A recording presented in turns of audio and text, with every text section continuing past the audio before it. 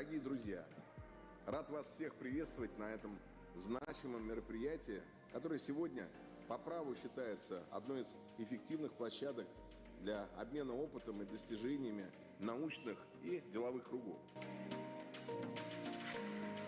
Казань Digital Week, с моей точки зрения, одна, если не лучшая, выставка подобного рода.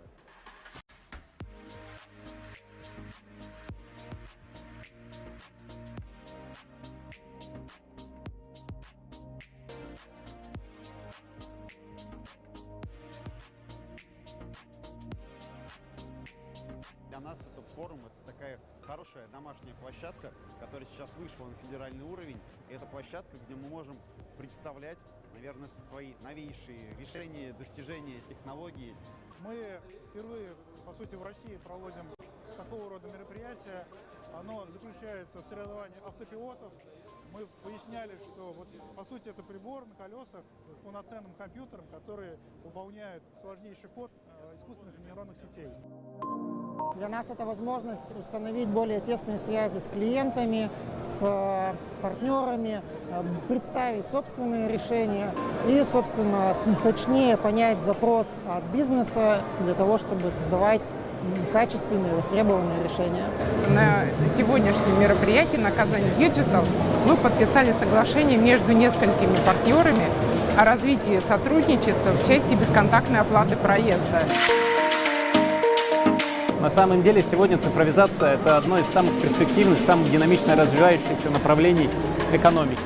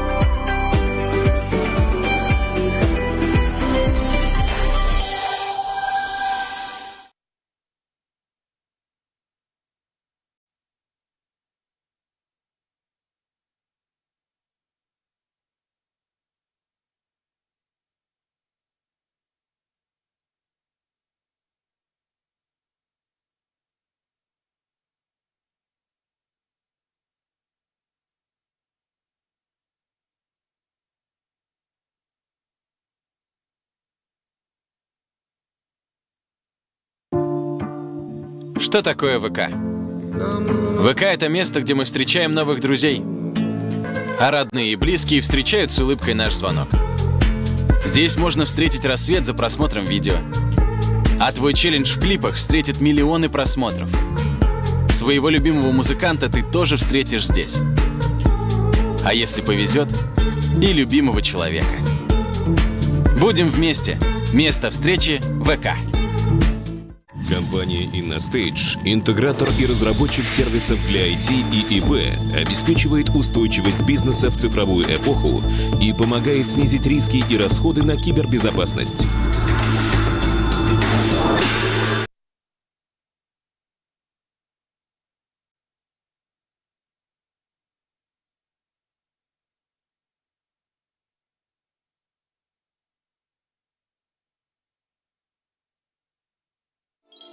Тысячи вакансий для вас в приложении Hehe.ru. Найдите подходящую работу в несколько кликов, в любом месте и в любое время.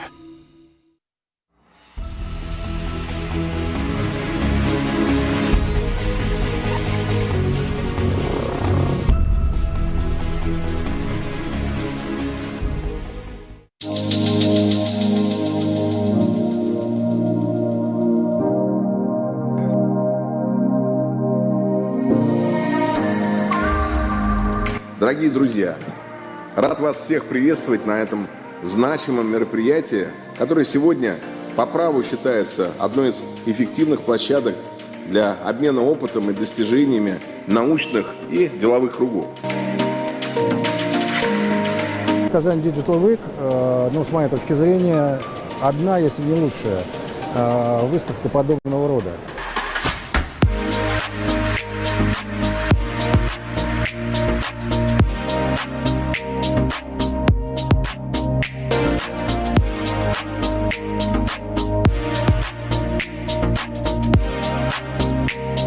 для нас это форум, это такая хорошая домашняя площадка, которая сейчас вышла на федеральный уровень.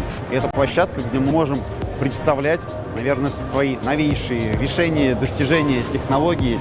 Мы впервые, по сути, в России проводим такого рода мероприятия. Оно заключается в соревновании автопилотов. Мы поясняли, что вот, по сути, это прибор на колесах с полноценным компьютером, который выполняет сложнейший код искусственных нейронных сетей. Для нас это возможность установить более тесные связи с клиентами, с партнерами, представить собственные решения и, собственно, точнее понять запрос от бизнеса для того, чтобы создавать качественные, востребованные решения.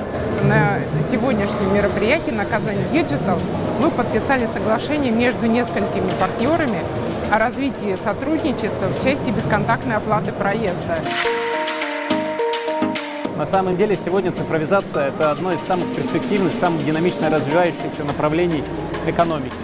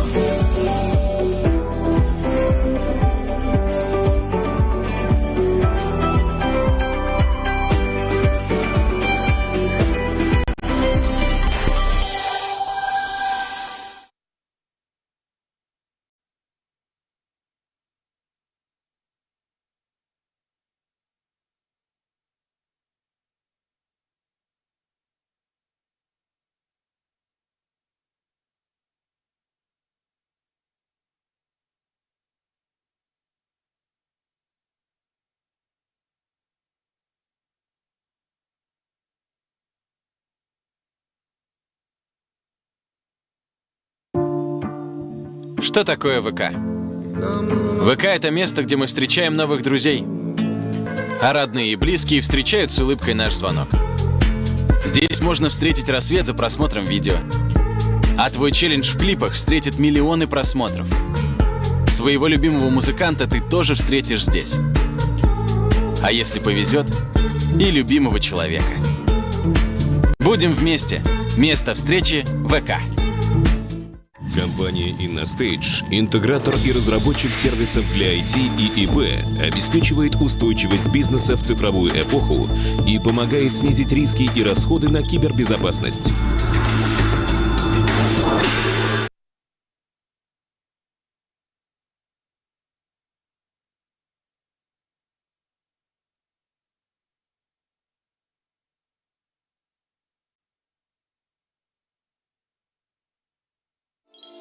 Тысячи вакансий для вас в приложении ХХРУ. Найдите подходящую работу в несколько кликов, в любом месте и в любое время.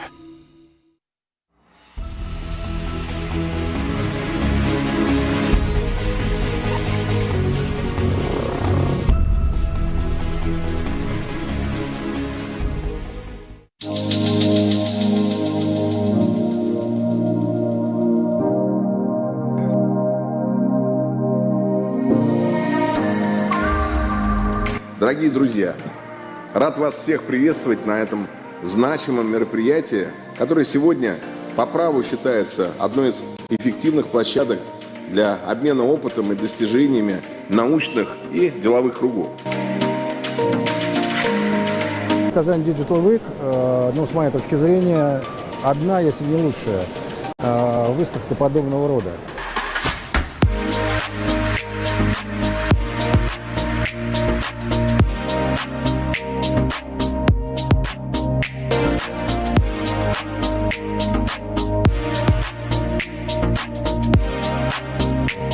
Для нас этот форум — это такая хорошая домашняя площадка, которая сейчас вышла на федеральный уровень. И это площадка, где мы можем представлять, наверное, свои новейшие решения, достижения, технологии. Мы впервые, по сути, в России проводим такого рода мероприятия. Оно заключается в соревновании автопилотов. мы выясняли, что вот, по сути это прибор на колесах с полноценным компьютером, который выполняет сложнейший код искусственных нейронных сетей. Для нас это возможность установить более тесные связи с клиентами, с партнерами, представить собственные решения и, собственно, точнее понять запрос от бизнеса для того, чтобы создавать качественные, востребованные решения. На сегодняшнем мероприятии на Казань Digital мы подписали соглашение между несколькими партнерами о развитии сотрудничества в части бесконтактной оплаты проезда. На самом деле сегодня цифровизация – это одно из самых перспективных, самых динамично развивающихся направлений экономики.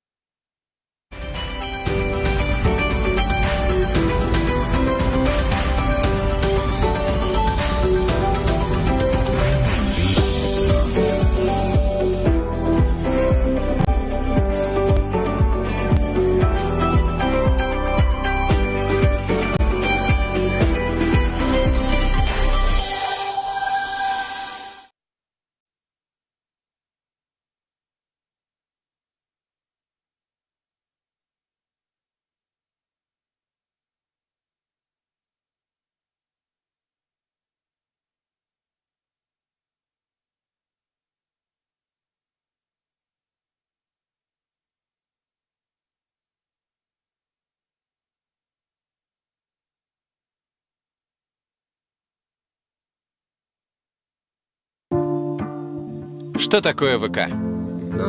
ВК — это место, где мы встречаем новых друзей, а родные и близкие встречают с улыбкой наш звонок. Здесь можно встретить рассвет за просмотром видео, а твой челлендж в клипах встретит миллионы просмотров. Своего любимого музыканта ты тоже встретишь здесь. А если повезет, и любимого человека. Будем вместе. Место встречи — ВК.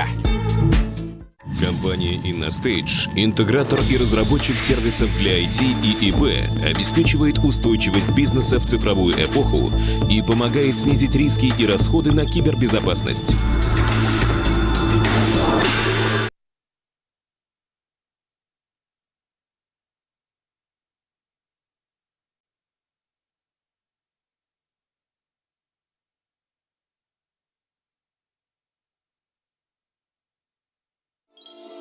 Тысячи вакансий для вас в приложении ХХРУ. Найдите подходящую работу в несколько кликов, в любом месте и в любое время.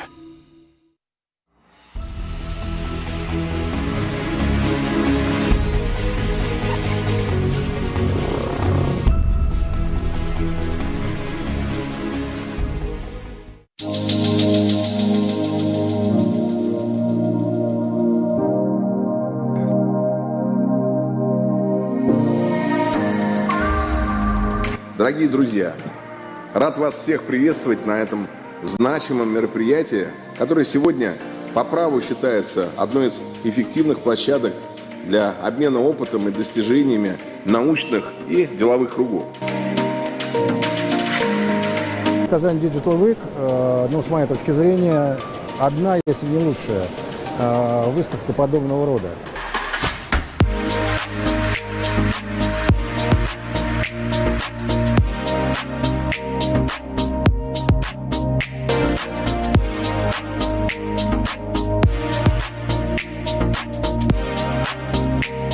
Для нас этот форум — это такая хорошая домашняя площадка, которая сейчас вышла на федеральный уровень. И это площадка, где мы можем представлять, наверное, свои новейшие решения, достижения, технологии. Мы впервые, по сути, в России проводим такого рода мероприятия. Оно заключается в соревновании автопилотов. Мы выясняли, что вот, по сути, это прибор на колесах с полноценным компьютером, который выполняет сложнейший код искусственных нейронных сетей. Для нас это возможность установить более тесные связи с клиентами, с партнерами, представить собственные решения и, собственно, точнее понять запрос от бизнеса для того, чтобы создавать качественные, востребованные решения. На сегодняшнем мероприятии на Казань Digital мы подписали соглашение между несколькими партнерами о развитии сотрудничества в части бесконтактной оплаты проезда. На самом деле сегодня цифровизация – это одно из самых перспективных, самых динамично развивающихся направлений в экономике.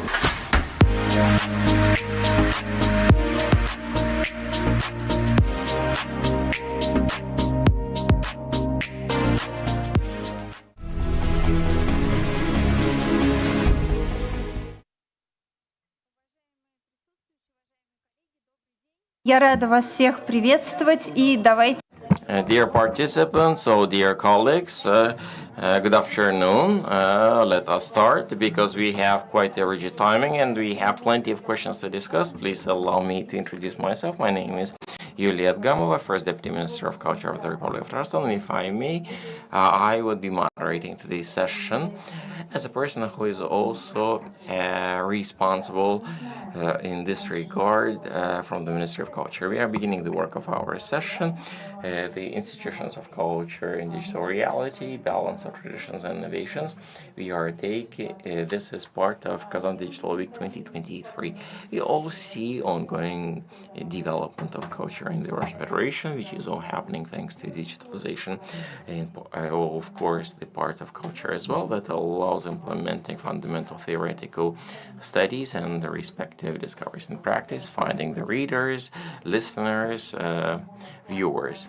To reach each and every one of them, we would today be going to the most topical questions of the issues of culture, libraries, institutions of culture, other institutions of culture, but we need to be talking about the creation of content in the digital regard and not just digitizing the process we have in place.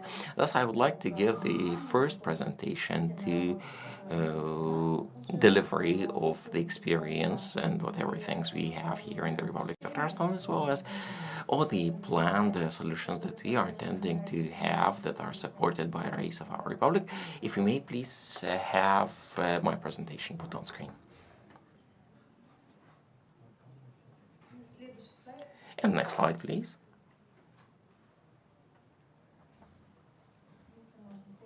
Yes, I would like to see my slides and slide number 2.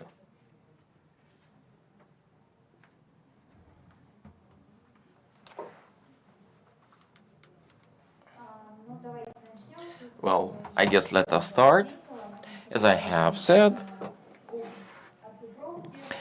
we are talking about digitizing processes and creation of a virtual product in digital environment.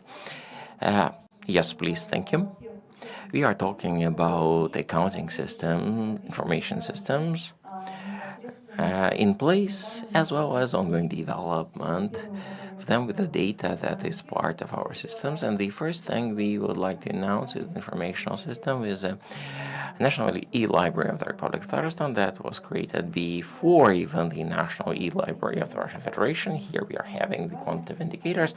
Most importantly is that we are having one uniform reader ID that allows readers to be accessing services all around the Republic and tracking where they are accessing it, what content they are accessing. That data is reliable and it's verified.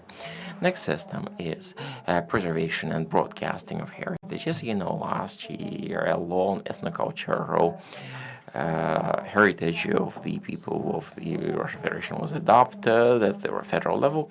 Republic of Tatarstan has adopted several laws in 2017. You see, it was adopted quite some time ahead. And the register that we have developed was based on the previous legal norm, but it contains all the very same metadata. That way, the metadata system is very much identical to the current federal law. Why do we need that? Well, to understand what we have in every federal district, we are running quite a significant amount of research work in this regard, and significant amount of work of describing, categorizing the intangible cultural heritage we have, the 88 sites, items we have now would be increased by 10 more by the end of the year. But it's important to say that it's also a part of the scientific work that is being done together with all other institutions. Well, the convenience for the users is that they can use a QR code and access the heritage that is being stored, and the information about which is present in respective resources. The most important thing for the development of later computer games, you don't have to be coming up with the characters there are not there, and you can use respective characters based on the cultural code that was developed by predecessors, and it would be even much more fun than Avatar and others. Other things would be creation of cultural goods. You might know that Spas Tower was opened up for visitors, and the sounds of Kremlin was implemented there. And Malina with the Raspberry Bells creation is being exhibited in Spassky Tower of Kazan Kremlin. We are thus inviting people to see that media art was taking place long before questions we are discussing today.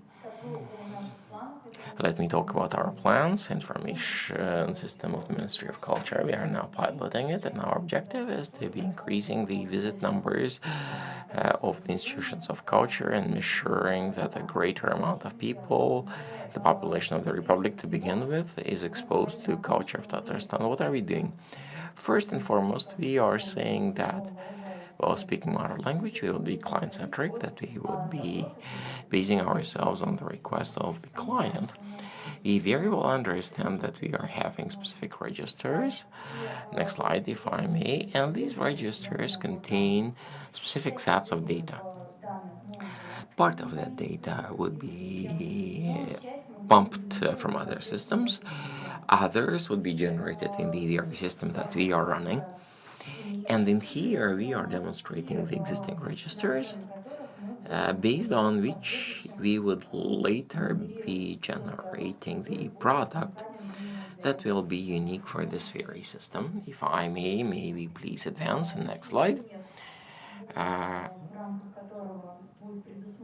An account, personal account of users will be giving a convenient interface for booking respective cultural routes.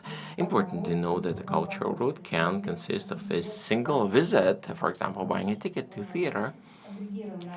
We are aggregating this as cultural routes, but, well, it might be a single visit.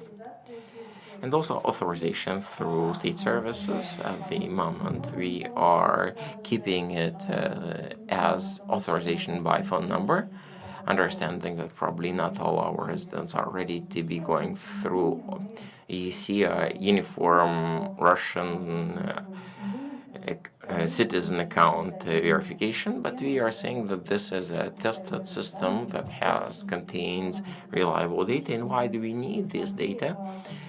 It's for us to have a better forecasting the developments, not just the feedback, not just the post factum, but based on AI analysis, to be able to offer our residents, as well as the residents of whole of the Russian Federation, interesting cultural products that will be intriguing to them, that could be bought by them also on this very platform. Next subsystem is a subsystem that is part of the closed part. That's a feedback system. Next one is user account, personal account. And within the user account system, once a person has accessed it, why do we need this as for the regulator? It's for us to be generating reliable statistical data and to have the totality of information that would speak to us about who, when, what is interesting to have, what is of interest to our residents, which would then give us a proactive notification of the visitors about some new routes and new offerings that we have that we would be happy to propose them to try.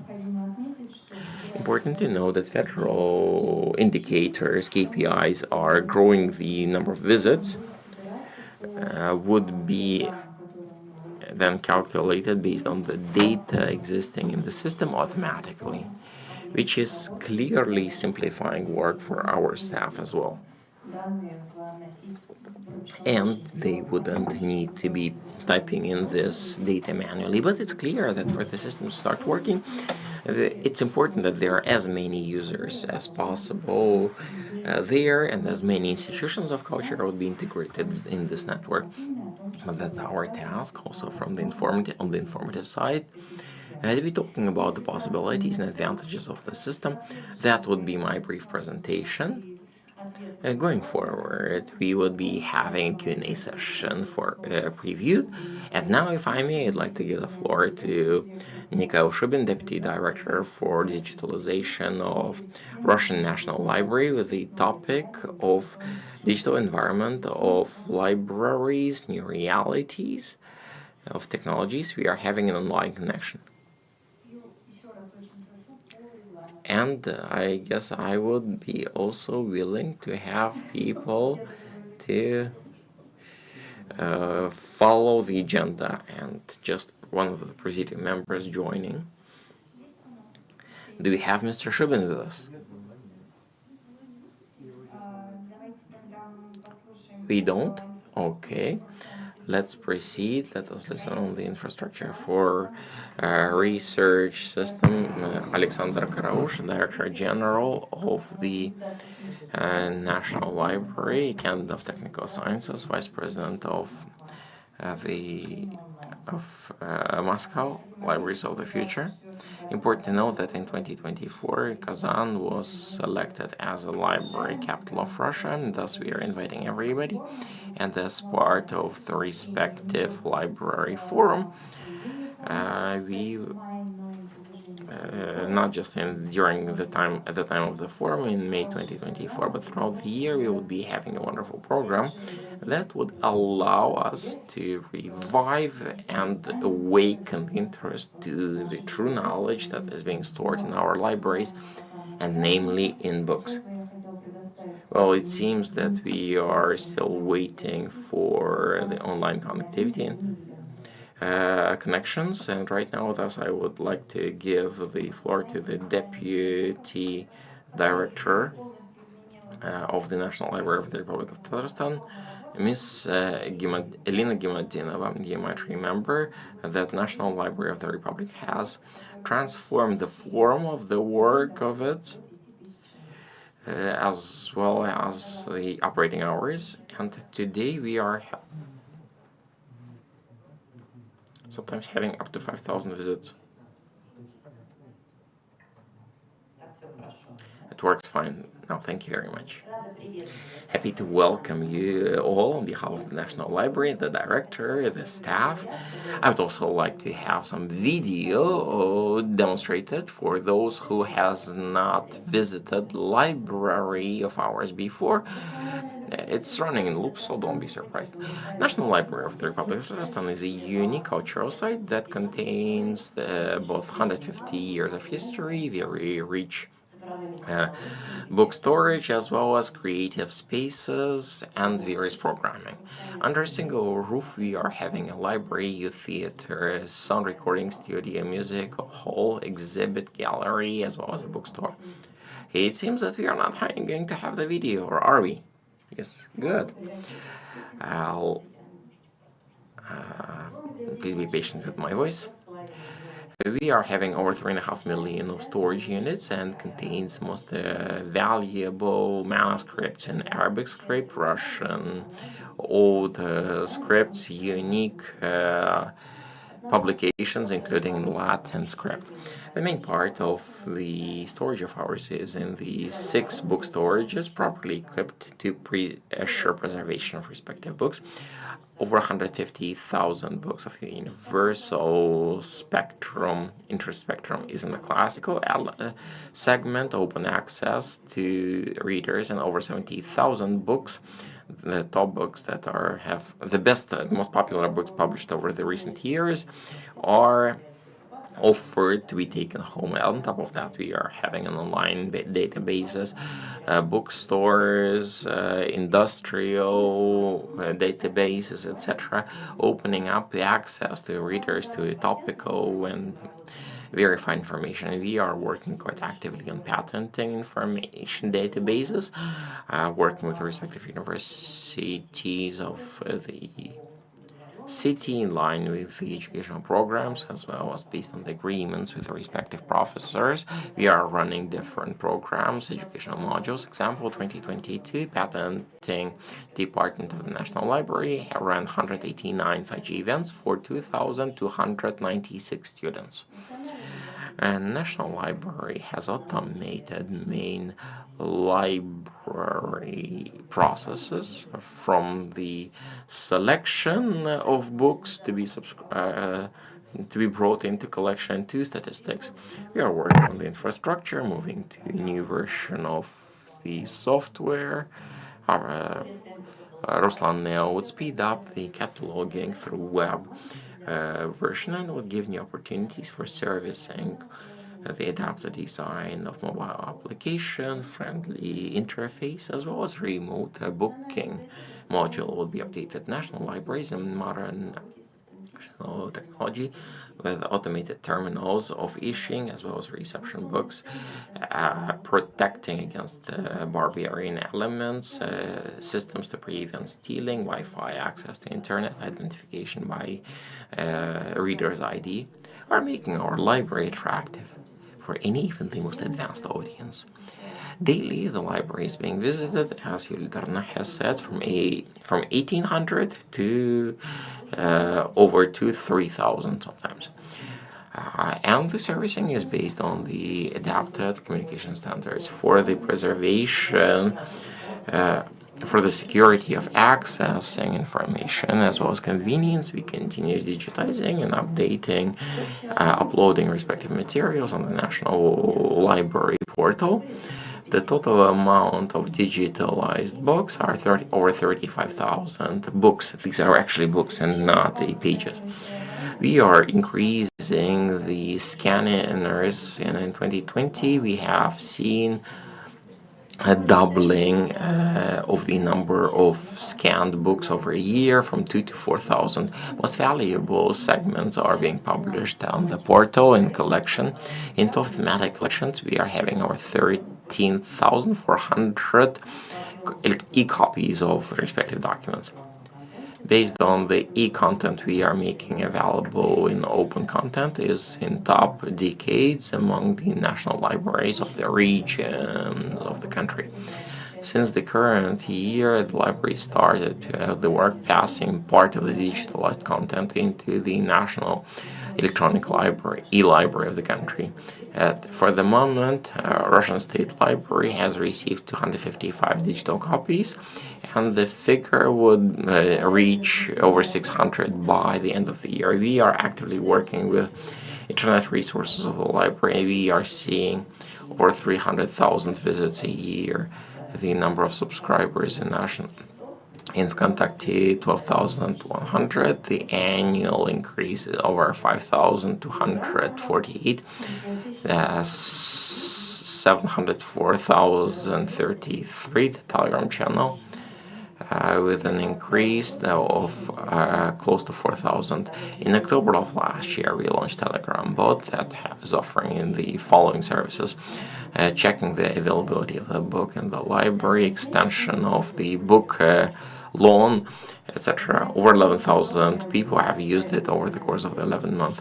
the project of the book library Kitabstan has received a regional scale with the support of the digital Ministry of Digital of the Republic.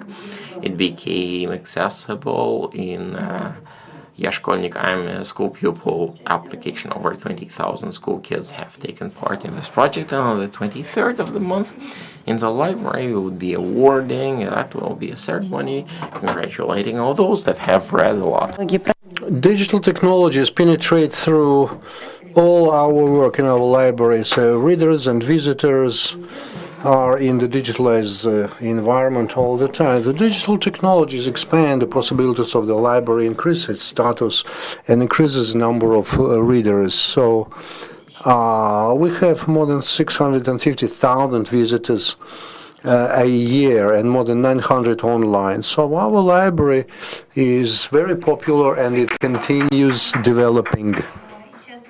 Thank you very much, and I would like to give floor now to Елена Домажирова, head of the Department of the Cultural Heritage of Vologda.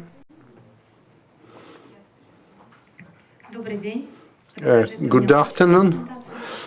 Can I have my presentation? To talk about interactive MARP with just...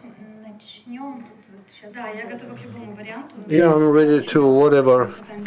I'm very happy to be here on Kazan Digital Week. So Vologda, it's the gates for the Russian north, 320,000 people, and we have around us Arkhangelsk, Murmansk area. Vologda is one of the oldest cities of north, and we're 1,100 years old, and the image of the city usually shaped by three main breeds. It's Volgodsky laces, and we have the only in Russia laces museum. Not only Vologda laces museum, but we also have samples from private collections. Vologda, it's Vologda butter, and 2 years ago we opened a house of Vologda butter, and 7 companies can use this brand. You can come, you can taste all 3 brands of the Volgodsky brand. And I came to tell you that Vologda position itself is the capital of the woodwork, housing woodwork. So we have Irkutsk, Tomsk, and Vologda, just 3 cities where we have these unique wooden buildings. But the difference is that we have the huge variety of wooden houses, from classic to modern wooden houses, from the end of 18th century to beginning of the 20th century. And what I want to talk, this is an interactive map of the cultural heritage objects. The map is almost ready. We'll finish it by the new year. On Vologda, we have 250 objects of the cultural heritage objects, federal level. More than 40% of them are wooden houses, wooden architecture, and this is online resource which increases the accessibility, the information of Vologda for different kind of users, for Vologda natives, for visitors, for restoration workshops, for anybody who is interested in the heritage. The initiator of the project was the department, or cultural department of the Vologda city. The main contractor is a very famous publishing house, the Antiques of North, and this project is being done using the presidential grant for this kind of initiatives, and we have informational support from Committee for the Cultural Heritage Preservation of Volогодskaya Oblast. And here is the map. So the next slide I just told you, so this is our main page. You can see the QR code, and you can go with me. And now on the map, we have 277 objects of the cultural heritage in our Kremlin We have 907 photographs and more than 1,200 documents, and we continue doing it. We scan documents, and so these are the different kind of documents connected with the preservation of the documents, but it will be in a closed part of the site. And we had 4 stages of this map. First, we developed a platform, Yandex Maps, and there were monitoring of these objects, and we were helped by the volunteers, photographers, with professional photographers.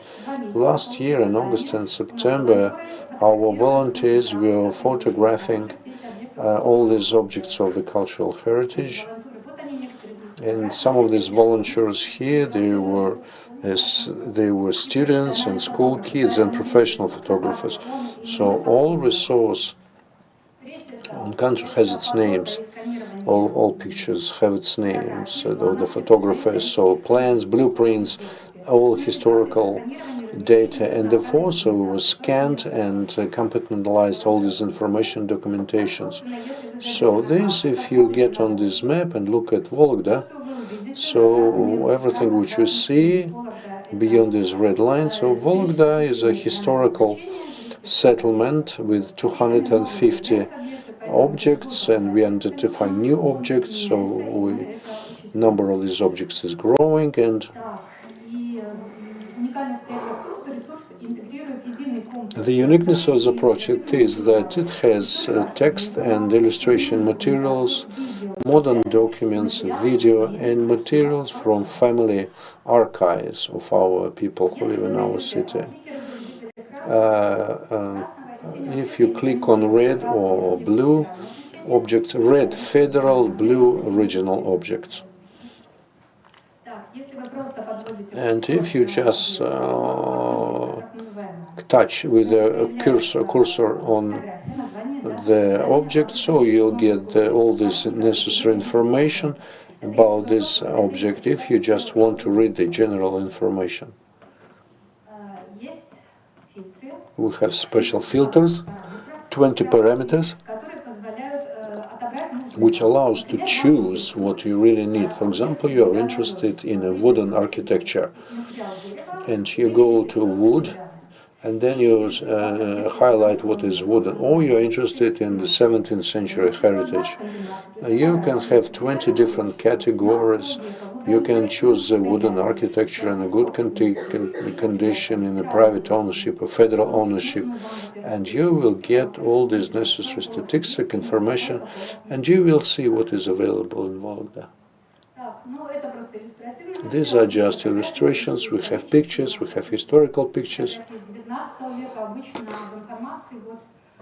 We have pictures from the 19th century, from 5 to 19 pictures. You click and you see a lot of different pictures of one object. And so these are the plans and drawings and blueprints. So this object is in a very bad condition, and for many years we are trying to figure out how to restore it. We talked to President, and we have a very good concert hall with a good acoustics, and we were supported by a great conductor,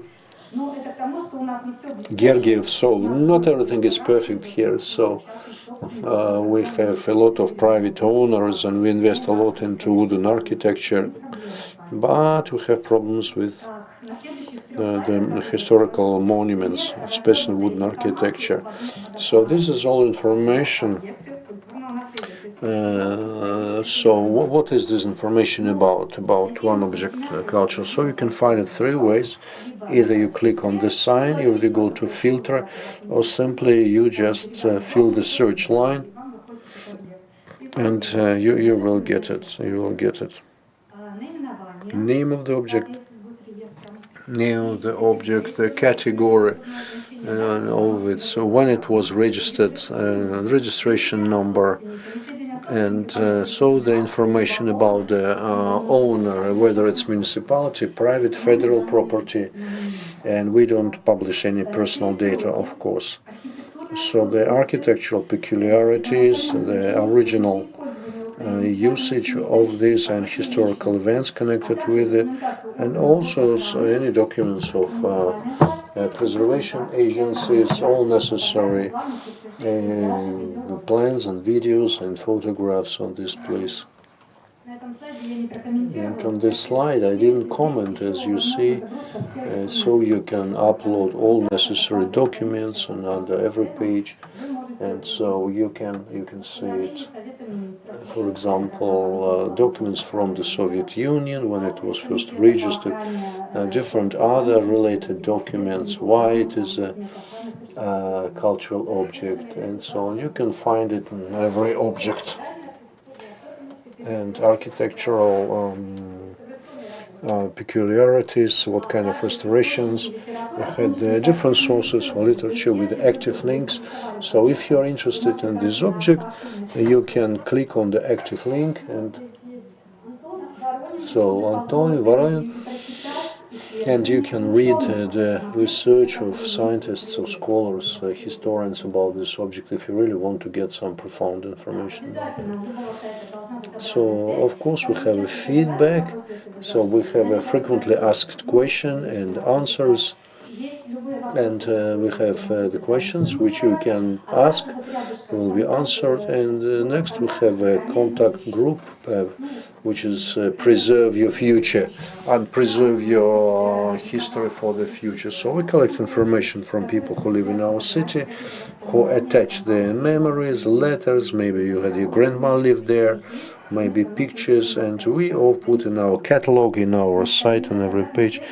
So we have feedback, and it allows us to update and get new materials with pictures, family pictures, and about people with whom they were connected.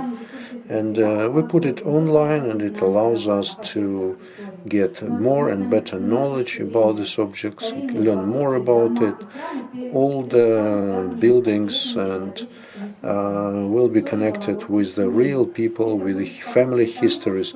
It will help the cultural heritage objects will not be faceless, will not be anonymous. So we will have history for every house and what's going on.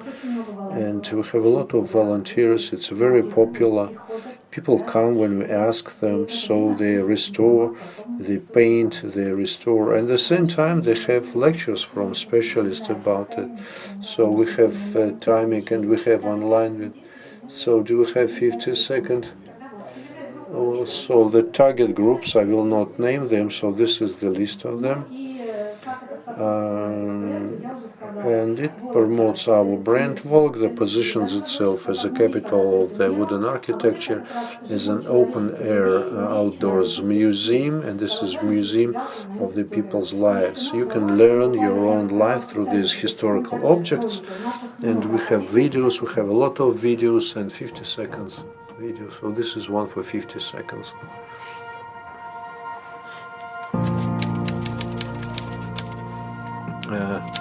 This is the house of a merchant, which is on this given address. It's an object of the cultural heritage. It's a unique house. Yes. It's a private property. It was given to the private society with a team of people who restore it. This is the only wooden house in Vologda with wall paintings, which is preserved, and for the last 4-3 years we have been doing a lot in this house and restoring it. And not many cities in Russian Federation can say that they have such wonderful pieces. This house is already restored, and now we are restoring the wall paintings. So thank you very much for this wonderful presentation, and thank you very much for these emotions which you accompany this research. And now I will give floor to Karoush Alexander Sergeyevich, Director General for the scientific library. So he's a PhD in science, vice president of the Library Association Moscow. So we think that we have internet connection. Слышно меня? Well, can you hear me? Так, презентацию я отправлял, она может быть поставлена или мне к своей подключать? Connect me with the presentation. Я готов подключить. I'm ready to use my own presentation. Давайте я подключу свою. Let me just connect my own presentation. Видно? Can you see it? Not yet. Not yet. Maybe you will start and we will figure out how. Ну хорошо, давайте я тогда. Так, я презентацию отправил в программу, поэтому если вдруг она там откроется, то все хорошо. Итак, давайте рассмотрим, поскольку я так иду по регламенту, у меня тут по регламенту 5 минут, поэтому давайте я регламент буду соблюдать. Итак, что хотел бы сказать. Вокруг нас имеются научные кадры, научные достижения, поскольку я представитель. У себя презентацию, потому что мы настроили с этой стороны. Хорошо, спасибо. Давайте. Так, а там видно хоть что-то на презентации? Нет? Не видно? О, отлично. Все, отлично. Давайте второй слайд. Сразу же. Итак, что вокруг нас происходит? Вокруг нас происходит четвертая промышленная революция. И, к сожалению, библиотеки к ней не готовы от слова совсем. Потому что на смену приходят интеллектуальные помощники, искусственный интеллект и много чего еще. К сожалению, к чему мы не просто не готовы, а даже не догадываемся, что это происходит. Следующий слайд, будьте добры. And on the next slide. Так, следующий. Next slide. Угу. Еще раз, еще следующий. Так, парадигма. И еще раз нажмите, там откроется вот вторая часть. Что мы сейчас видим? Мы видим, что если раньше библиотеки вот, лево было, что библиотеки описывали книги, то на сегодняшний момент библиотеки должны описывать не только книги, но и метаданные, а именно датасеты, 3D-модели объектов и прочее. К сожалению, библиотечные системы к этим структурам не готовы. Делать они пока на сегодняшний момент это не могут, и, соответственно, влиться в современное научное пространство они, мировое, к сожалению, тоже не могут. Причем это не только касается тех стран, которые мы потеряли, они стали недружественными, но и тех стран, которые мы планируем подружить. But the countries which we plan to befriend. Правой картинке показывает, как было, что ученый работает с книгами, статьями и прочее. Что такое облако знаний? А ниже показано, что каждое это облако знаний сейчас предполагает работу с роботами. С роботами, с искусственным интеллектом, с дополнительной реальностью. Следующий слайд. Мы его проскочим. Давайте перескочим его весь. Пройдем дальше. Еще. Так, еще пройдем. Тут, к сожалению, много слайдов. На этом слайде хотелось бы сказать, что книги делают уже автоматический обзор. For a scholar, it's very important to observe and to forecast what technology, when will it work and how it will work. And it's important to do it in real time. And scientific research centers sometimes work too slowly and lag behind. And in our modern technologies which allow us to navigate, like for example, you use Yandex Map, you can have a navigator for scientists, and this is information scientist, information navigator. For if a certain scientist wants to get some, I don't know, get some information about chemical substance, and he's ready to use some kind of material, some kind of resources, and he has some kind of tools and instruments, so the library must prompt what way he has to follow, what instruments he has to use, and from what sources he has to take a specific information, and choose it from limited number of sources, 6 or 7, so on, where his system was used, where knowledge of his colleagues was used.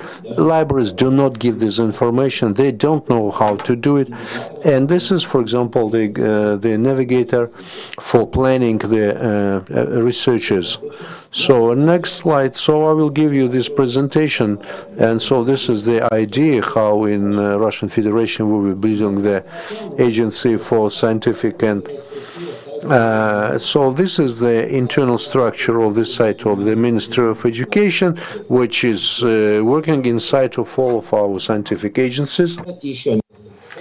Maybe a few more slides, so let's skip them. Let's continue going forward. Ahead.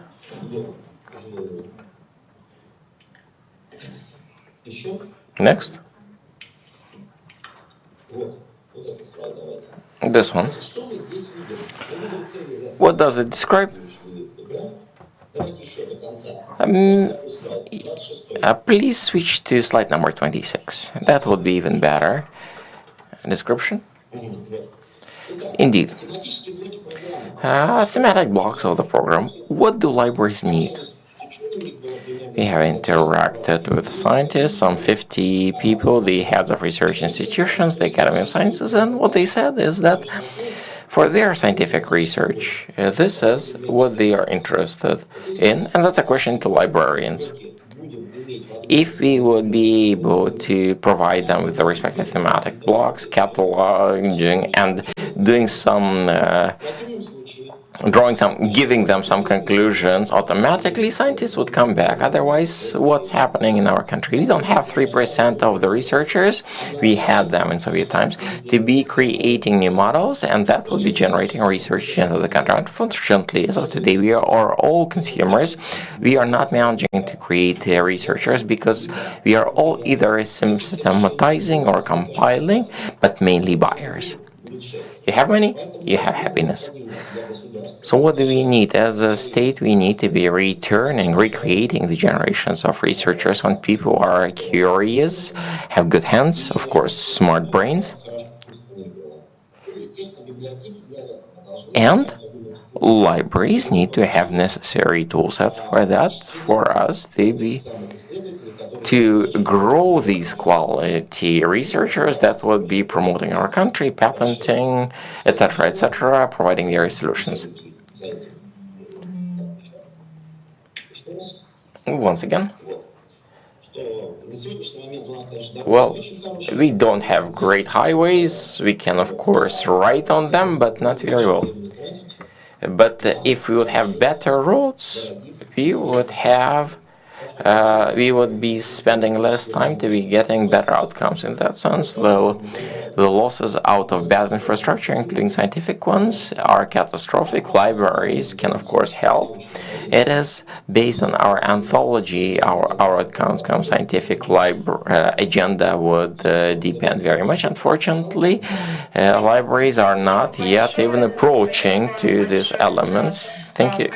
Thank you very much for the presentation of the knowledge that library fund has from the point of view of scientific approach as towards the technology working with this knowledge. Thank you very much. I would like to give the floor to one of the oldest, best known cultural centers, ZIL Cultural Center, Miss Elena Bakhtina, and remind about the time frame. Thank you. I hope you hear me well. Yes, we do, but we don't yet see you. Well, my webcam's on. Let me double check. And I would like to have my presentation as well. Сейчас будет, вы сейчас подключитесь, и презентация тоже включится. Мы вас слушаем. Well, we will start seeing you briefly. Are you not seeing my video? Do other participants see me? We do see your presentation on screen. I guess waiting for when your video would be connected, I would propose you to start. Okay. Then let's advance.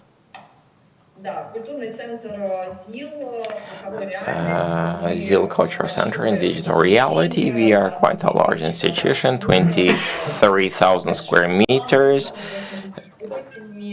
a very large hallway for 888 spaces, lecture elements, etc. For the implementation. But we will understand that the Culture National Project has a point on the digital culture. When we need to be developing respective culture of addressing digital resources. And for that, we have a next slide. And one again more. We are implementing large projects and broadcasting as the pandemic itself has spoken.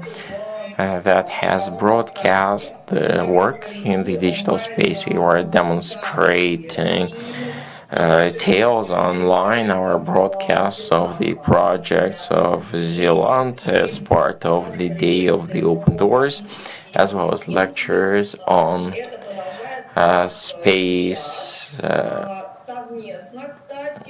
research. We are continuing that now jointly with VK Vkontakte. They are very much open for cooperation to open up and invite wide audiences to your events, if your events are truly interesting. And thanks to interaction with Vkontakte, we had very good viewership figures. Next slide. We are co-organizers jointly with the Agency of Innovations of Moscow, co-organizers of the innovative contest of innovative art Moscow Trends on the 29th of September from 17 to 2400 hours. We'll be having the Night of Innovations in digital business space. We are making open call, selecting the painters, and their works will be broadcast on the facade of the digital space, being broadcast, and then they would be also be traveling to Dubai for an exhibit. Whilst next year we are would be a co-participating platform for the Night of the Innovations. I'm quite confident. Everybody is running various programs. We are having a cinema night, we are having a biblio night, and now the Night of Innovations, and that's an interesting opportunity to organize an event and the respective programming. Next slide is a project Zero Start that we are implementing for 2 months using Moodle platform, presentations on how making projects happen. Since last season, 3 projects have received various grants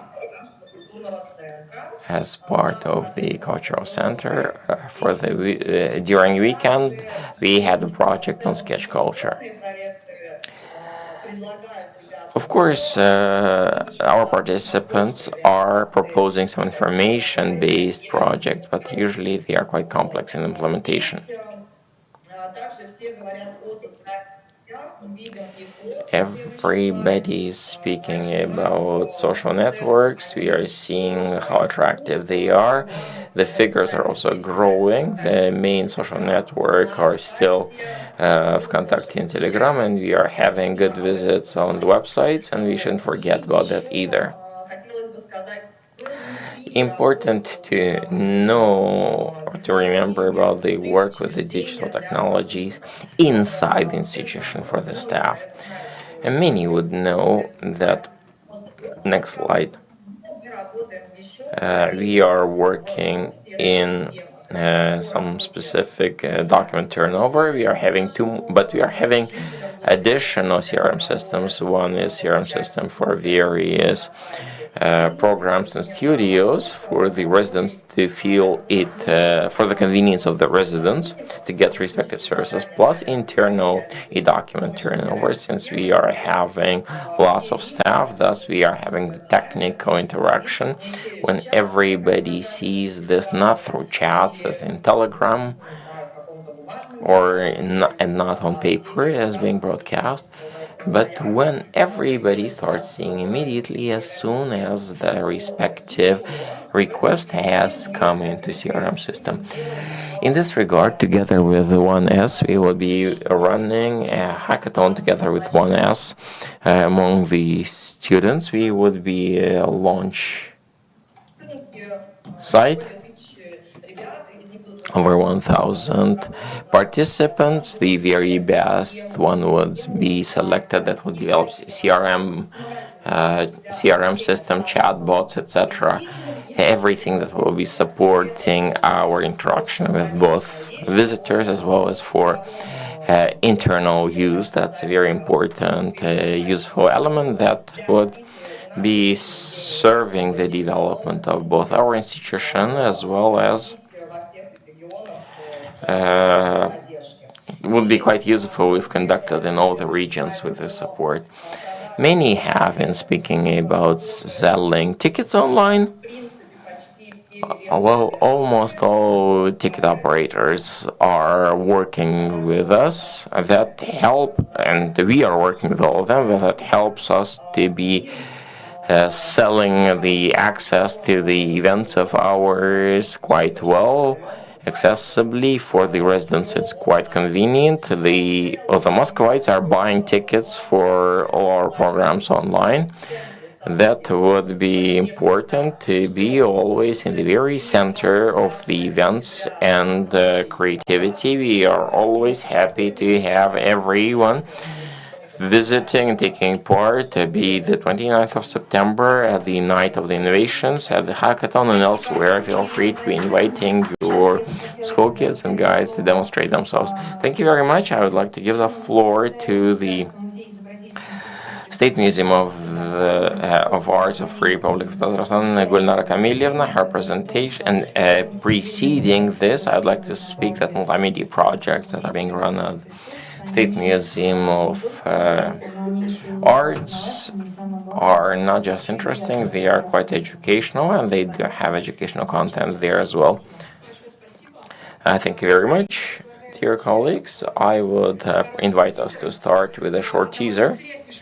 One of the most interesting projects of our museum with multimedia installation, interactive one, dedicated to Nikolai Rerh. Can we please have a brief video that would set the ambience, that would help me to take you into for some 6 minutes?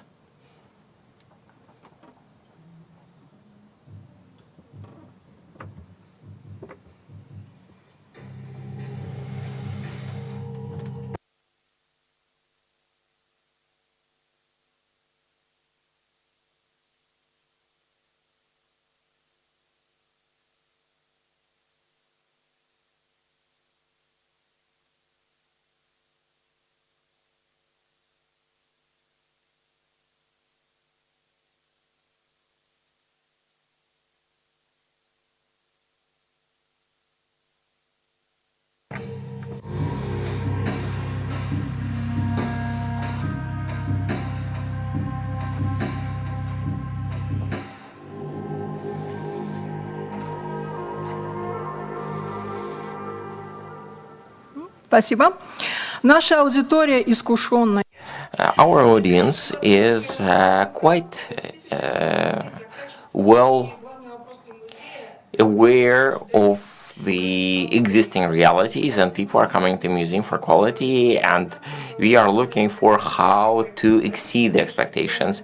And the National Museum of Arts is one of the largest in the Russian Federation. We are having 3 sites: the main building, Khazinian National Library, as well as the Gallery of Modern Art. In December 2018 went through large reconstruction. After that, the gallery turned one of the largest sites in the Republic, concentrating on modern art that has unique technical opportunities. We are having quite a spacious exhibit space that allows us to be broadcasting large format pieces of art. Let's see why my presentation is suspended.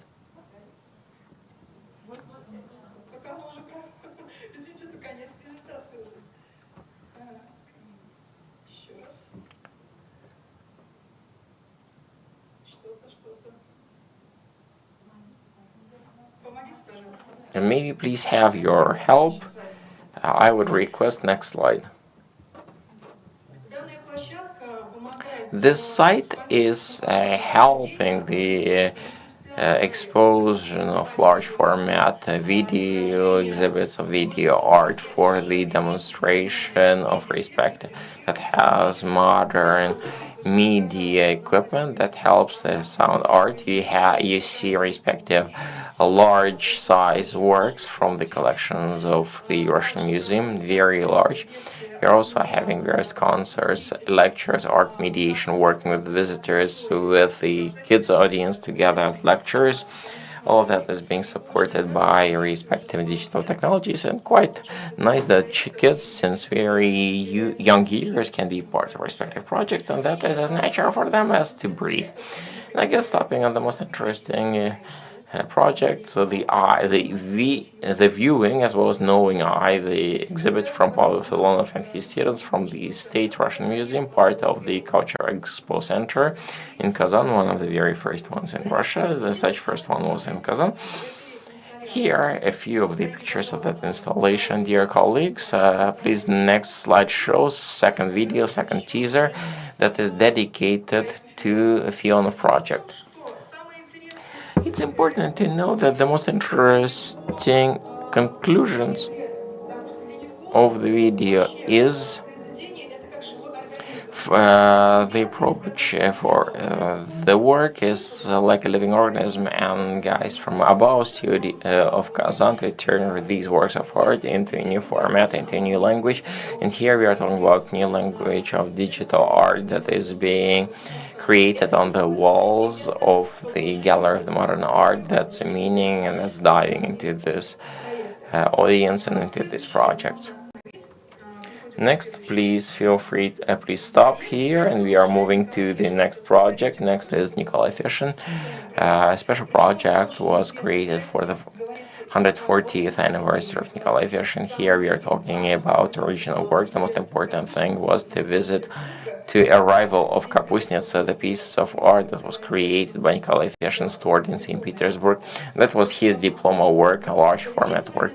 And the Gallery of Modern Art, the presentation was different. It was presentation in digital, when on 3 walls that his works of art were being demonstrated, very much in synchronous together with his diaries.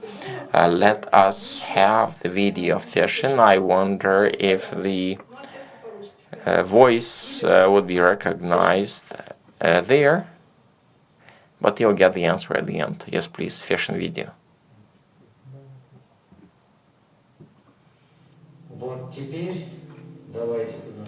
Now, let's get introduced. And for the first experience, let's work together. When we start painting, we start realizing the line. This is nothing but a boundary between the space and shape. By itself, it means nothing until it leads to structuring of the shape we want to create, we are looking for. As soon as created, lines cease existing or having the meaning of lines. They are just materializing into reality, into shape. Thank you. In here, it's important to know that all content that we are creating in the museum are passing it on to our partners free of charge, those that have equipment.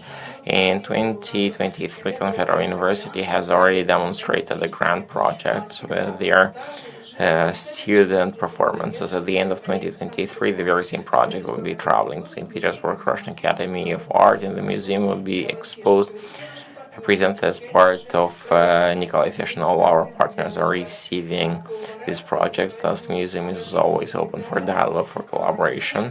please get in touch. We are always happy. And it's important to know that these level projects cannot be created without financial and friendly support of the Ministry of Culture of the Republic of Tatarstan. The museum is very happy that the ministry is supporting us and is looking forward towards creation of large-scale, interesting projects. It's important to note that our site is not only Tatarstan, but also Russia site. We are working with Moscow, St. Petersburg, and others. And please continue my presentation. There are some interesting moments. Let's dwell on the most interesting ones. Next slide, please. And this is the light and porcelain nature of woman. So this is the project of Alexander Khudjakov. It's a very interesting project supported by the Ministry of Culture, by the Academy of Art and the Union of Artists of Russia. That's a different one, so you just skip the.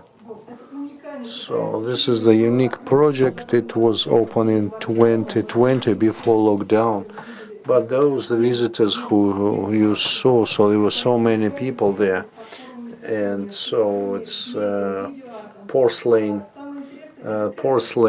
dolls, and there's beautiful mirrors which create a beautiful images.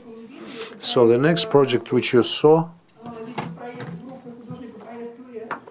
it's a Moscow project, Inversum Modus, and for the first time this project was introduced in Venice, and later on they was shown to Kazan people, and Kazan people were able to see it.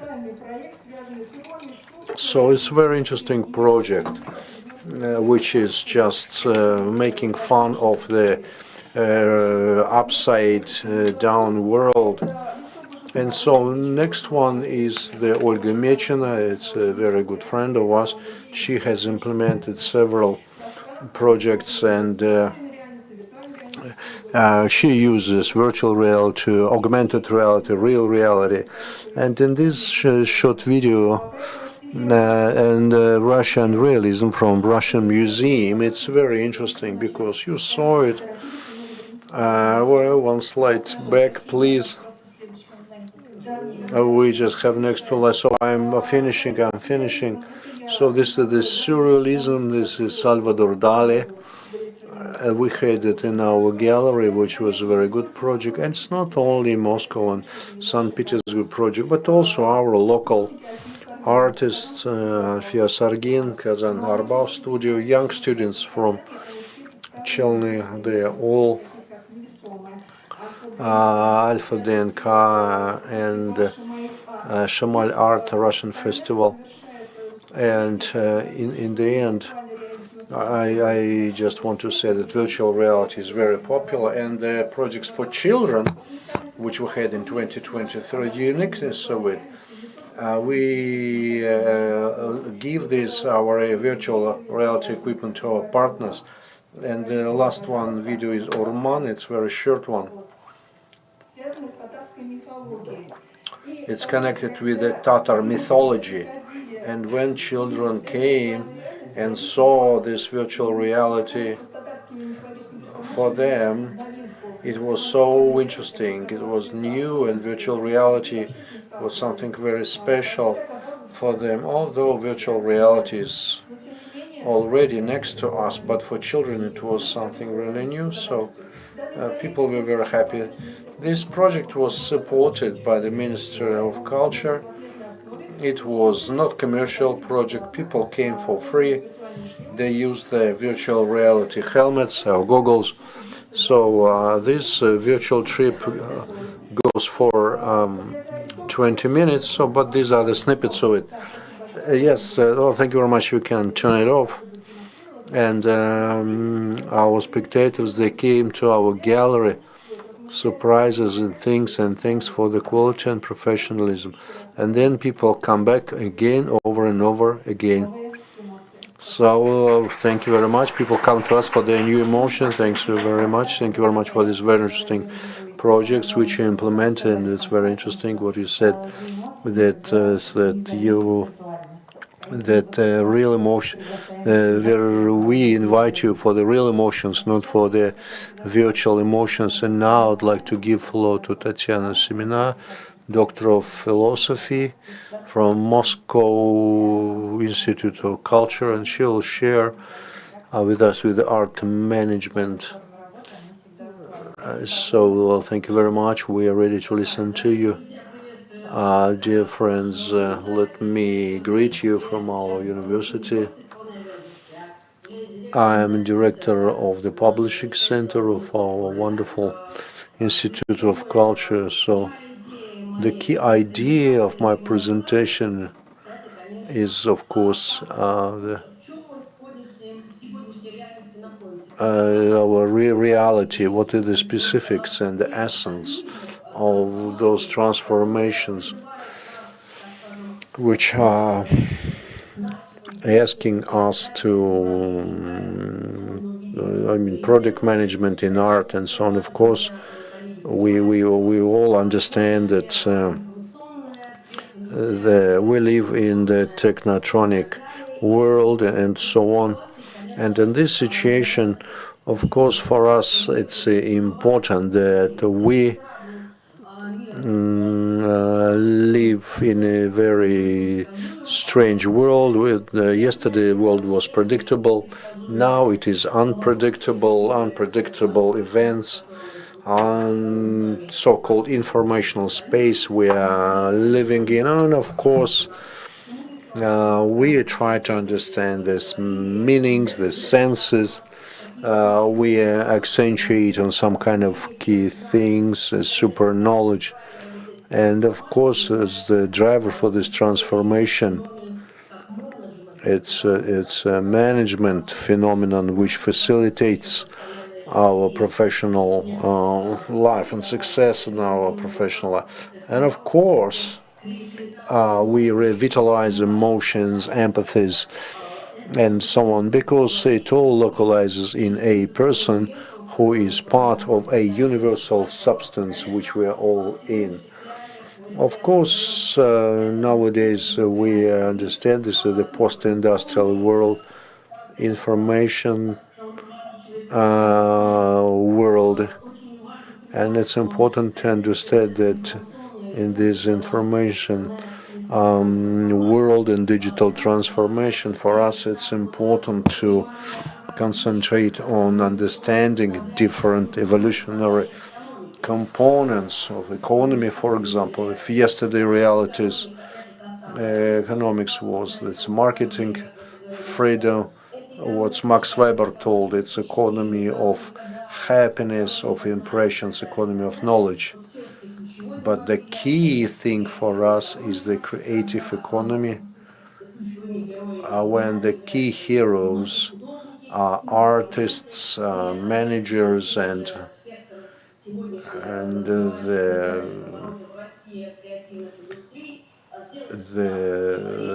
we pay attention more for a human capital and creative class of people, and of course we look more closer at the artistic or creative entrepreneurship, because we are surrounded by the different types of art. And as a developer of the first textbook in art management, I accentuate and my scholastic interest, academic interest based on art management. I explain it as philosophy, as ability to build up strategies and acts, and how to manage culture in this world of arts, different arts. It's a technology of creative economy. This is it helps us how to manipulate with the drivers of economic development and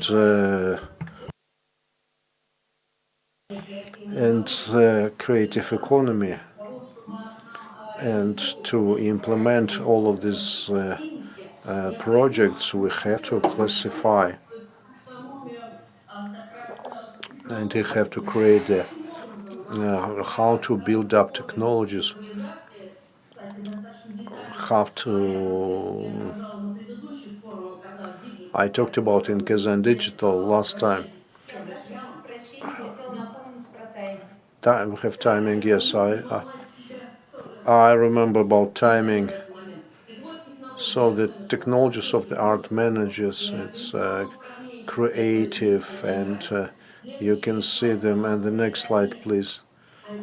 This is though the marketing technologies, the legal, financial, economic technologies, and so we talk about art manager, who is a key resource of our economy, and we rely on not only competences. So 2016, this World Economic Forum in Davos in 2016,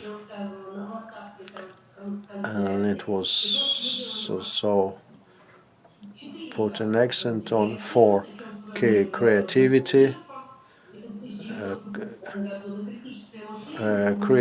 critical thinking, communication, collaboration, and of course in digital era, according to the documents which I showed there, and of course the creations of the organic, and I'm a part of the developers of the code of the harmonic personality. For us, in this context, it's important to form,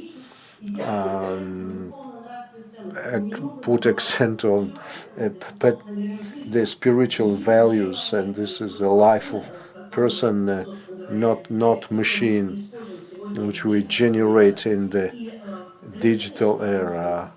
And I have to say, in the orange economy and digitalization, transformation, and so on, for us as people with a natural intelligence is key values. It's the truth, love, harmony, which will save our world.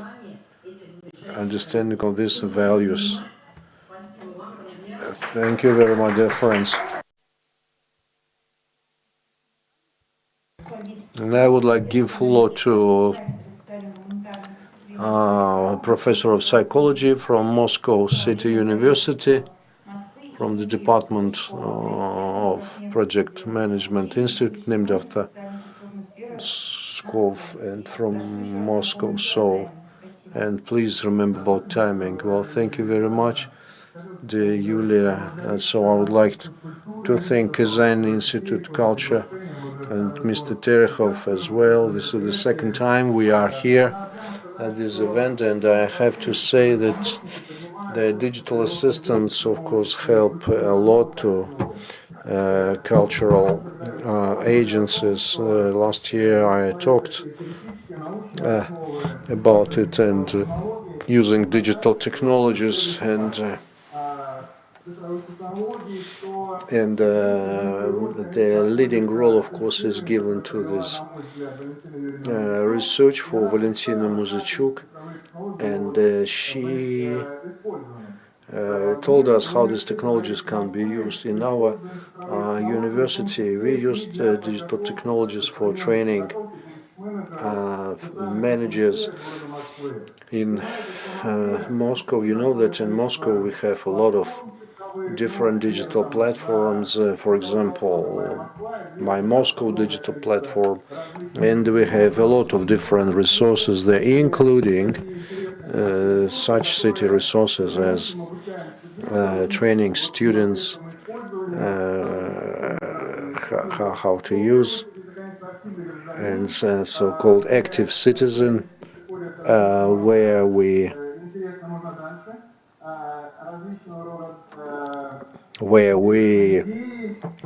show demonstrate different interesting ideas. We also have platform, the City of Knowledge, City of Ideas, and in parallel with education, with our projects, we train students to use these digital resources. and my colleague told already about experience of ZIL Center, and in our conference we generalized all this.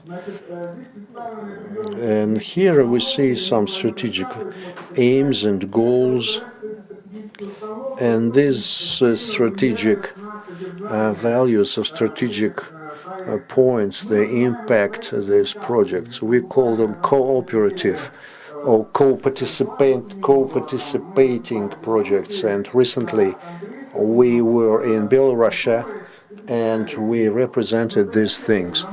And nowadays I would like to just name this problem that mostly we keep in mind the idea of not just technological support, it already exists, but the content support, how to train specialists. Specialists must not be narrowed and narrow-sighted on just very narrow technologies. It's important to understand that all of it, and the final result of it is the people who will consume this content. And on the next slide, you can see and so that is why when we developed all these things, of course, we pay attention to technological things. And on this here, you see different aspects which we studied, and our students very actively develop it. It's also very important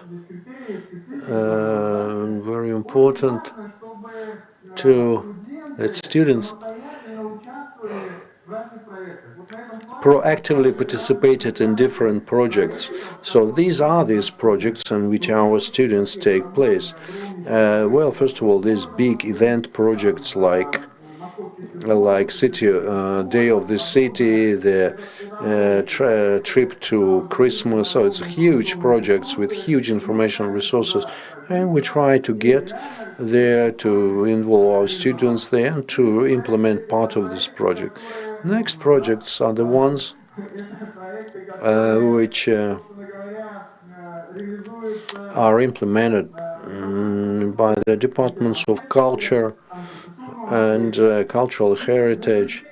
And to round up my presentation, I have to say that it's probably not enough, and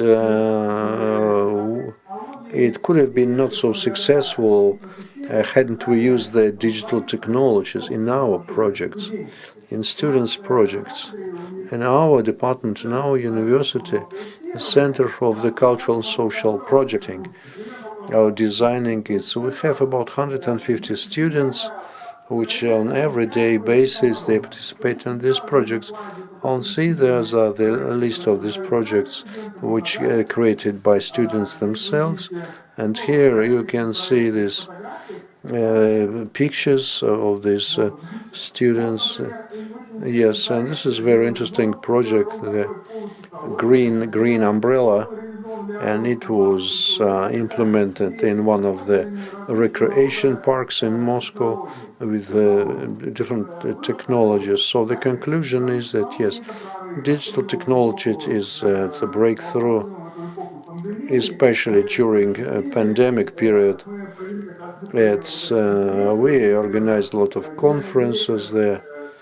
The general director of one of our museums presented a very interesting digital project, and students took part in it.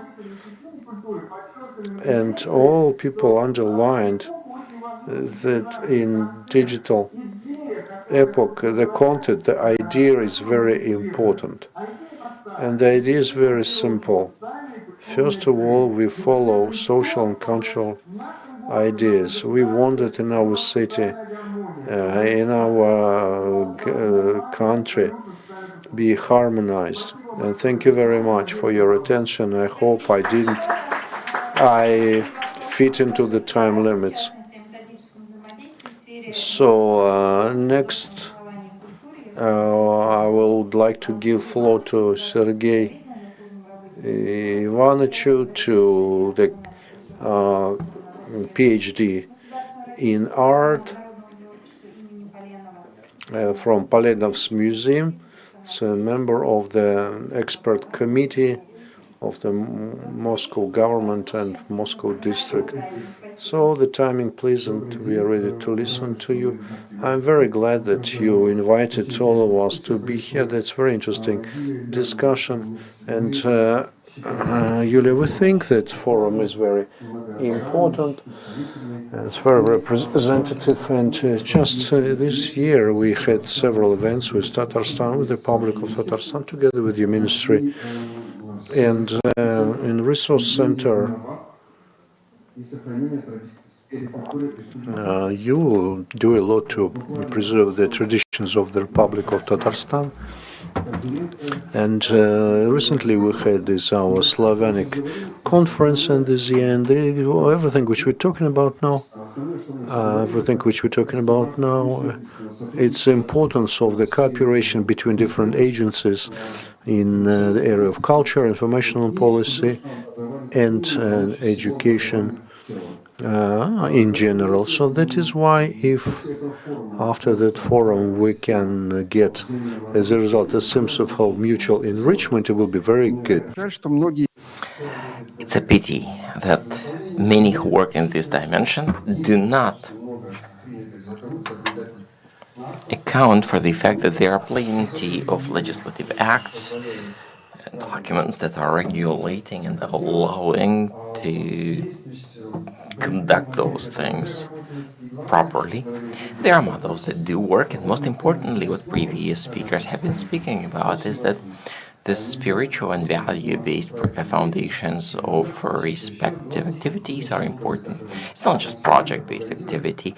The images that we are broadcasting and promoting, it's important that they are topical.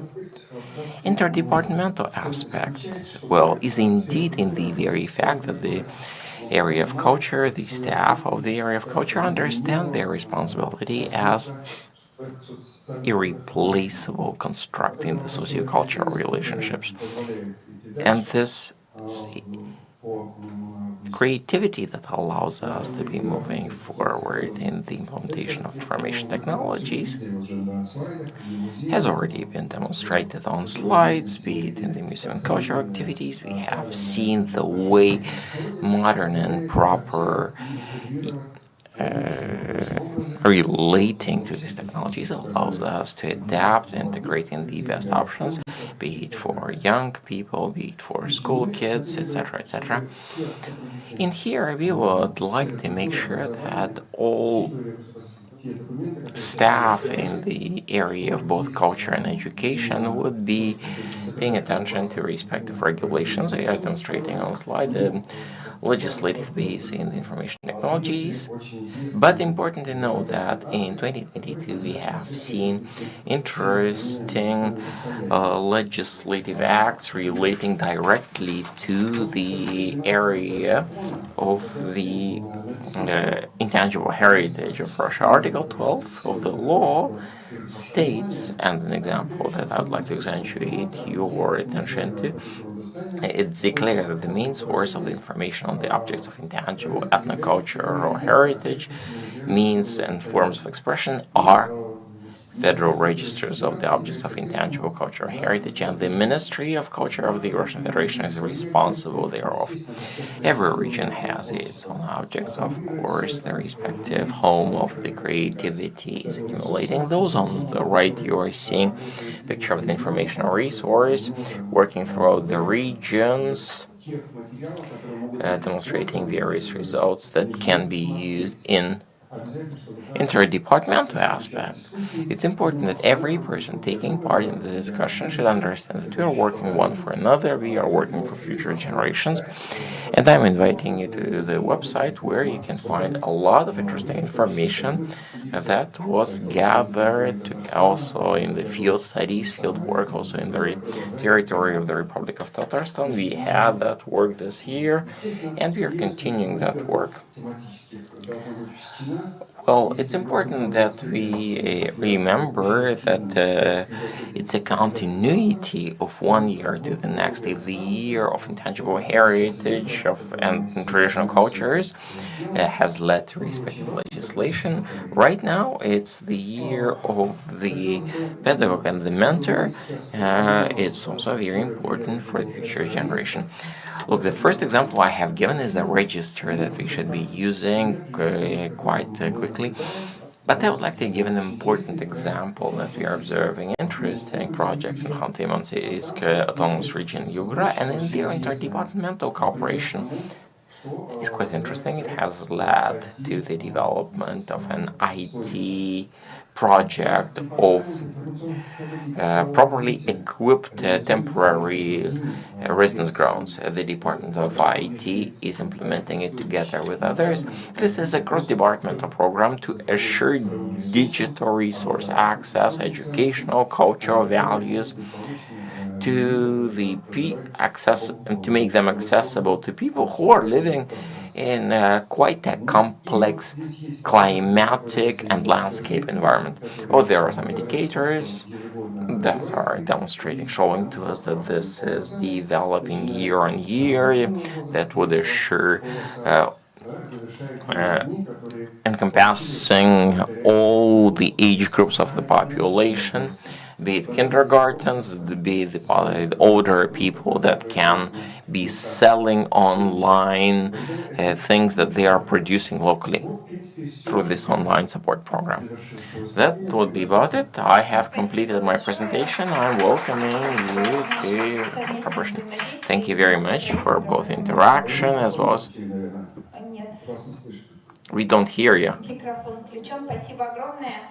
Thank you very much for the presentation. I would like to give the floor to Ahmet Ateş, the professor of Selçuk University from Turkey, connecting to the work of forum of ours, to share with us his thoughts on the consequences of the use of digitalization, AI, and machine learning for the future of cybersecurity and international relations. Well, your topic, sir, seems to be encompassing all areas of these things that we are covering. We are attentively listening to you. Yes, please go ahead. I'm so sorry about, I don't speak in Russian language because of the reason I have no to understand, the presentation. That's why.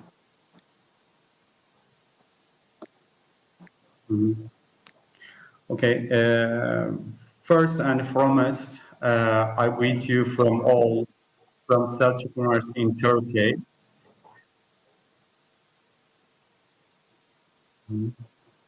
First of all, I will prefer introduce myself. My name is Ahmet Ateş, and I'm assistant professor in Selçuk University, the Department of International Relations.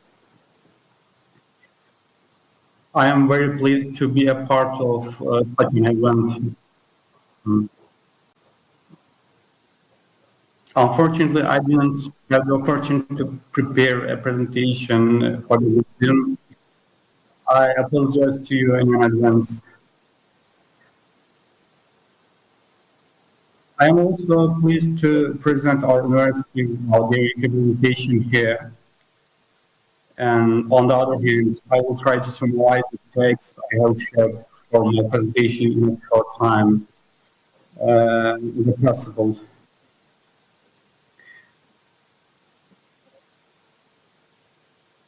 As you know, in a recent time, the discipline of international relations has focused on cybersecurity, a newly emerging concept. In this context, I plan to discuss the topic specifically in the study.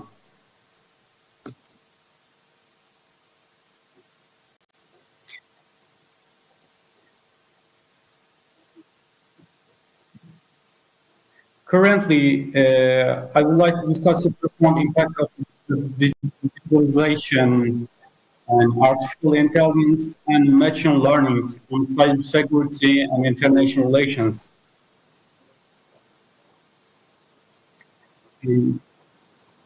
digitalization represents more than just technological evolution. The widespread adoption of the digital technologies has led to a global interconnectivity that goes beyond the geographical boundaries.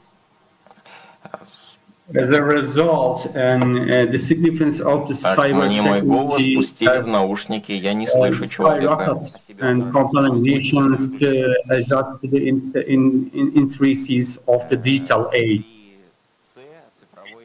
So we can bring some of the example about this process. For example, the e-commerce. Yes.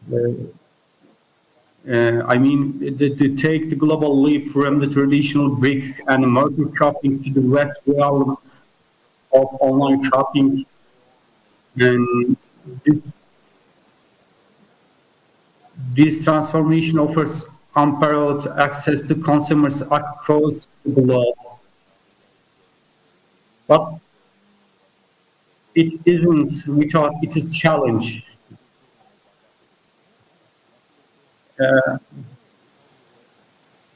Let me remember that the branch target phase in 2014, millions of customers' personal information was exposed, and this instance underscores the critical need for enhanced cybersecurity in the realm of commerce. And also, it's possible to see such a kind of education in social media and cloud storage, like that. So, as know that artificial intelligence and machine learning play pivotal roles in enhancing cybersecurity capability, and their aptitude for the processing large databases, recognizing patterns, and autonomously reacting to threats has been nothing short of revolutionary. And algorithms and deep learning models arising from these technologies considerably advance the detection and prevention of the cyber attacks. Yes, so and moreover, the use of artificial intelligence and machine learning in cybersecurity isn't merely about boosting defense.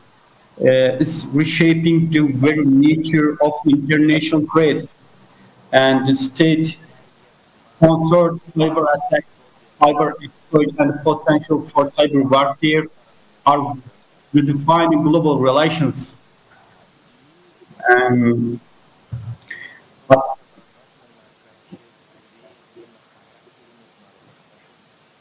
And addressing these evaluation threats requires international collaboration and the development of shared cybersecurity norms and agreement in becoming increasingly critical. And with the rising importance of the digital realm in international affairs, cyber diplomacy is taking center stage.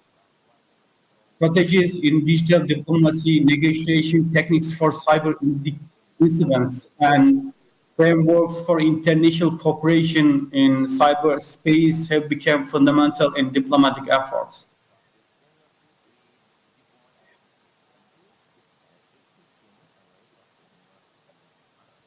To sum up, in order to sum up, I want to emphasize the incredible link between digitalization, artificial intelligence, and machine learning, cybersecurity, and international relations. The swift incorporation of these technologies in the global fabric presents both opportunities and challenges. It's creative for use to take a proactive and collaborative stance to harness their benefits and efficiently address risks. And the future of international relations and cybersecurity depends on collective capability to adopt and devise strategies that maintain stability in the digital age, ensuring a more connected and secure world. Okay.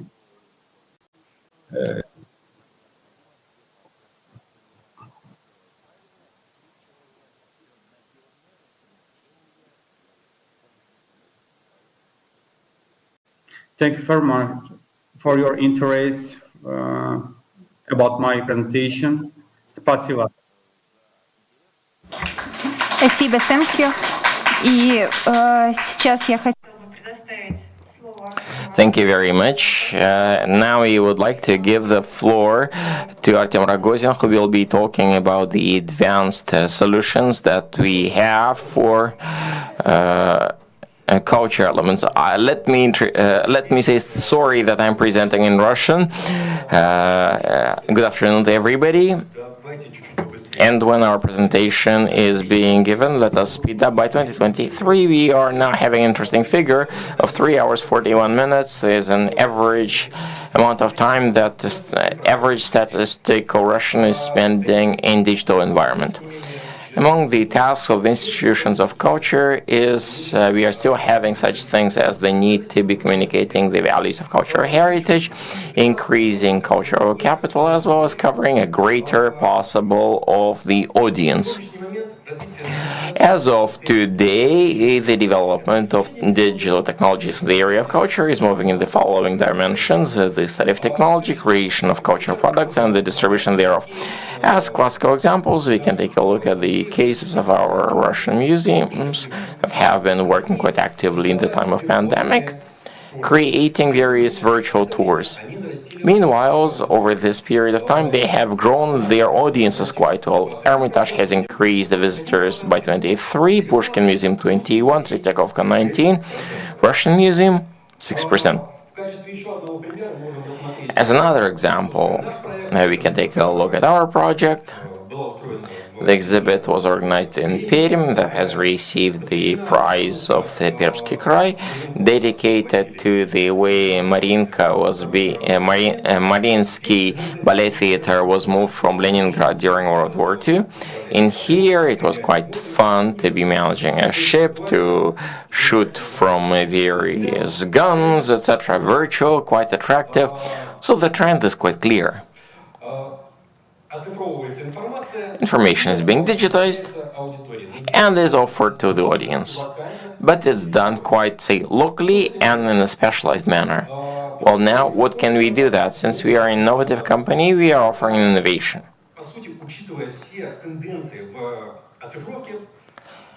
We are using all the trends in digitizing of total of material and cultural environment. We have created a product that allows the totality of this material to use in different formats as part of the cultural space, which is why we are speaking about the multimedia rooms called Holorum. If possible, we would be very happy to have the video on. The project is implemented in Kaliningrad at the Center of Development of Talented Youth. Would that be possible to launch this, dear colleagues? No? Well, then I'll be talking to you using beautiful words. 250 square meters, total 360 all the walls and the floor. Not possible. Using professional sound, professional lighting, various modes that can be performed in this hall are possible. Education immersive environment was beautiful. Show, quizzes, online conferences, cyber sports included. All that is part of one single space. It clearly works beautiful, and you have seen how it looks like in the Museum of the respective arts. And it looks quite difficult. And to be able to manage e-technologies, you need a spectrum of multimedia engineers.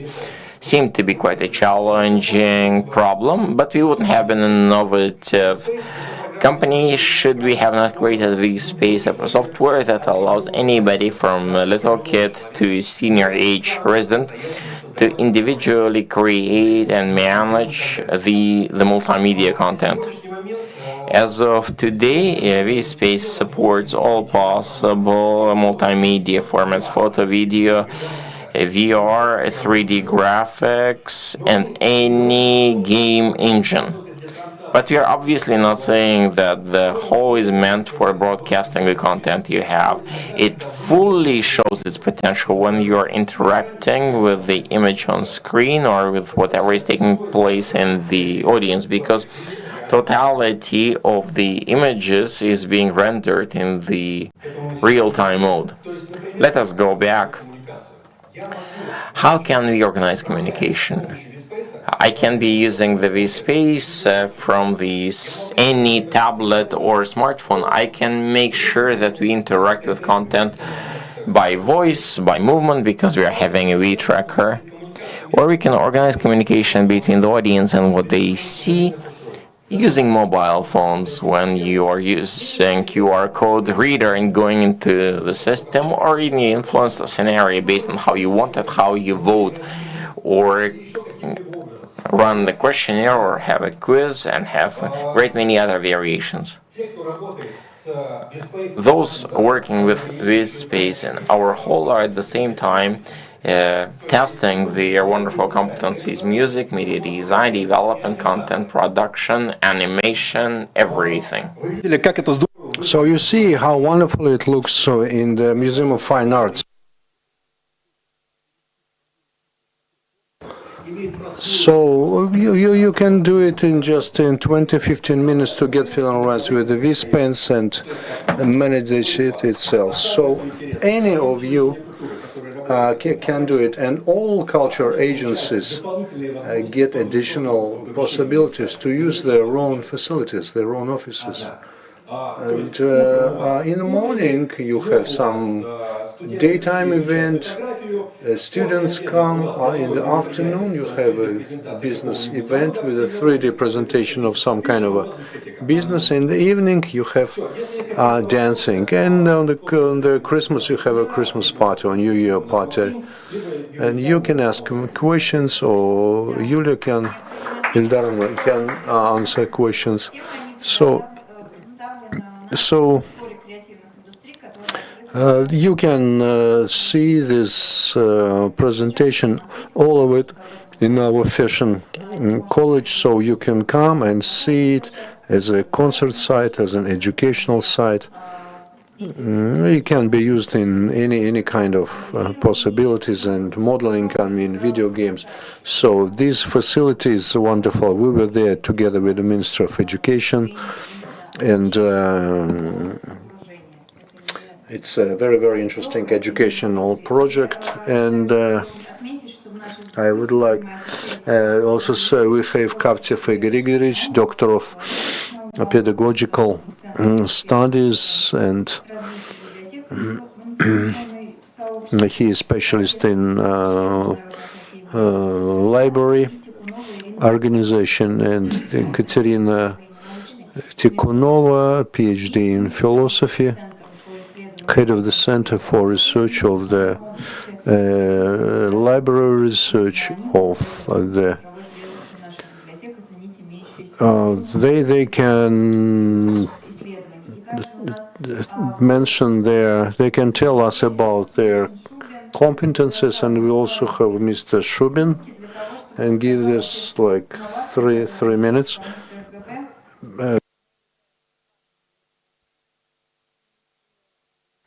And so that this center which they have in the library, we hope that they will share with us. So Deputy Director for Digitalization of the Russian State Library. Dear colleagues, can you hear me? You have 3 minutes. Can we have this presentation 3 minutes? We see your presentation already.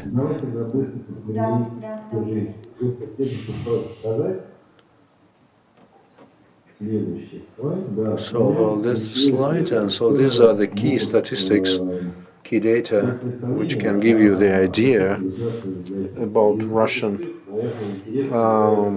government state library. And so we had about 1 million visitors during 1 year,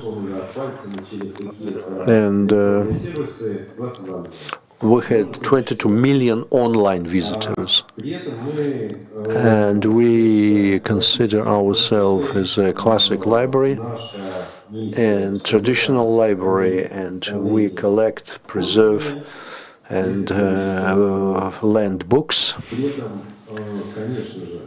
And of course, our main mission is to use digital technologies for our digital transformation, and we are working on different processes, different approaches, different methods in order to involve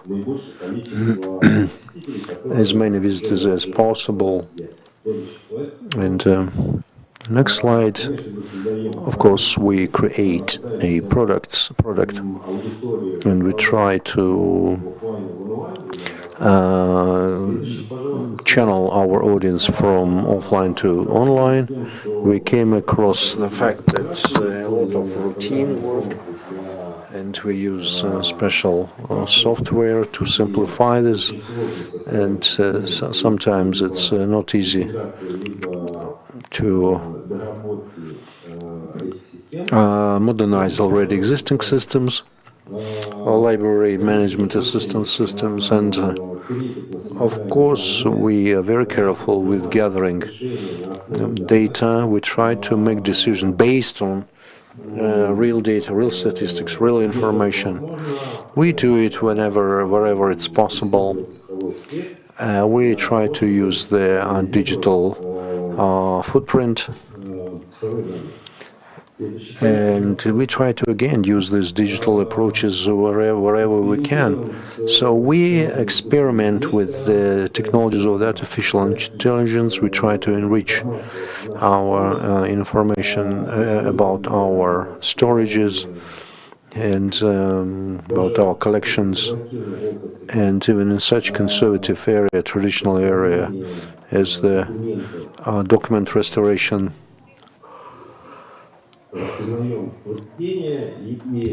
We try to use digital approaches, and we develop methods of how to restore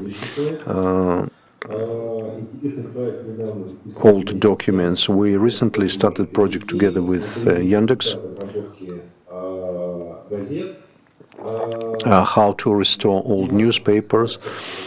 So you can go through the text of these newspapers, different articles, and it's a very interesting search engine project, which is has the whole collection of all texts from, for example, Soviet Sport newspaper.